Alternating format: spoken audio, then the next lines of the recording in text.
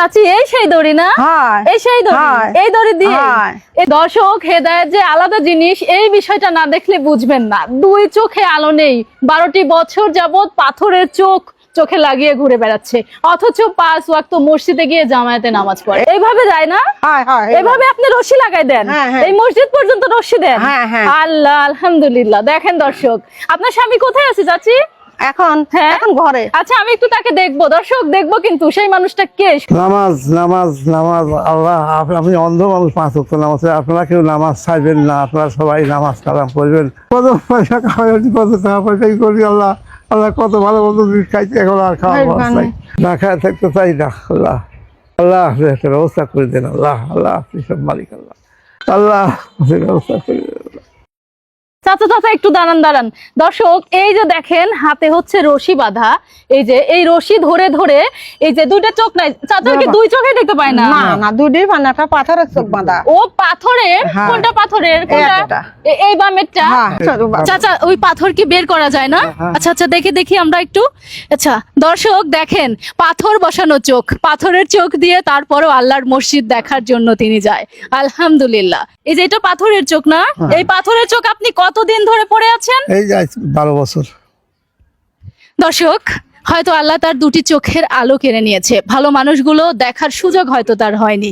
চাচা পড়েন তো, চোখে পড়ে ফেলেন, কিন্তু আপনারা ভালো মানুষ যদি তার অনুভূতিতে নাড়া দেন, তাকে একটু সহযোগিতা করেন, তাহলে হয়তোবা তার জীবন চক্র ঘুরে যেতে পারে। হয়তো বেশি কিছু না, দুবেলা দুমুঠো ডাল ভাত খেয়ে বেঁচে থাকতে পারবে এই যে পাশে দাঁড়িয়ে থাকা অসহায় স্ত্রীকে নিয়ে। আসুন না ভিডিওটা বেশি বেশি শেয়ার করি, আর 5 ওয়াক্ত মসজিদে গিয়ে অন্ধ চাচার নামাজ যেন আল্লাহ কবুল করে সেজন্য আমরা দোয়া করি। কাজ করি। আপনি মানুষের বাড়ি কাজ করেন? চাচা তো অন্ধ কিছুই করতে পারে না। কিছু করবার নাম কি হবে, মানুষের বাড়ি এটা হরে ওটা হরে, পিস কাটি, রসুন কাটি, ভালো মন্দ খাবি চাই, মাছ শাক খাবি চাই, গোস্ত খাবি চাই, আমি কোনতেন দেবো? আমি বিড় পান নেই যে আমি, আমার কাছে কাঁদে আর পচাল পারে, আমি কোনতেন আইনি দেবো? আমি আইনি দিতে পার নি, মানে সিনে আসলে পরে একটু গোস্ত খায়, তাছাড়া কোনো গোস্ত খাইতে পার না।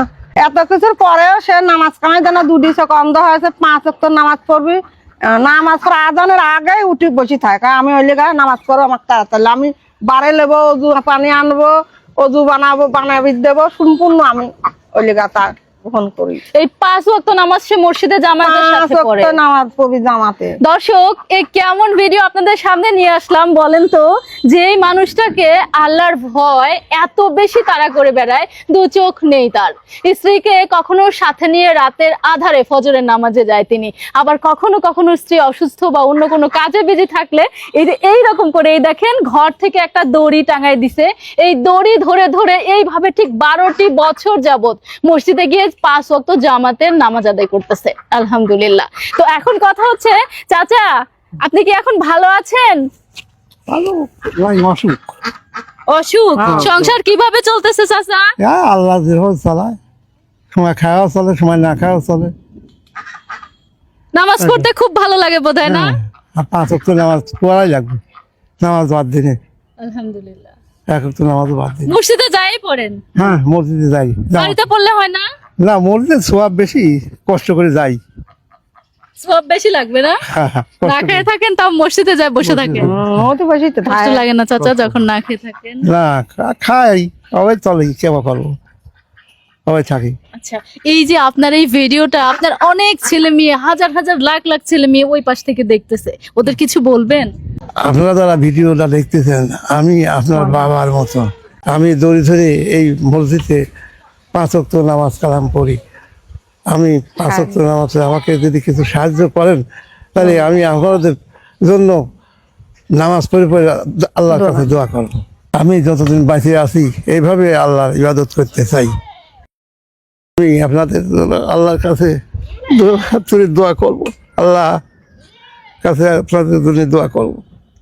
দর্শক ঠিক আপনার বাবার মতো দেখতে, অথবা আপনার বড় ভাইয়ের মতো, তাই না? আসুন আমরা এরকম একটা ভালো মানুষকে সাহায্য করি, যিনি কিনা জীবনের শেষ মুহূর্ত পর্যন্ত আল্লাহর কাছে, আল্লাহর ঘরে গিয়ে ঠিক এইভাবেই হাত দুটো তার প্রার্থনায় রেখেই দিন শেষ করতে চায়। তো এমত অবস্থায় আপনারা ভিডিওটি বেশি বেশি শেয়ার করবেন।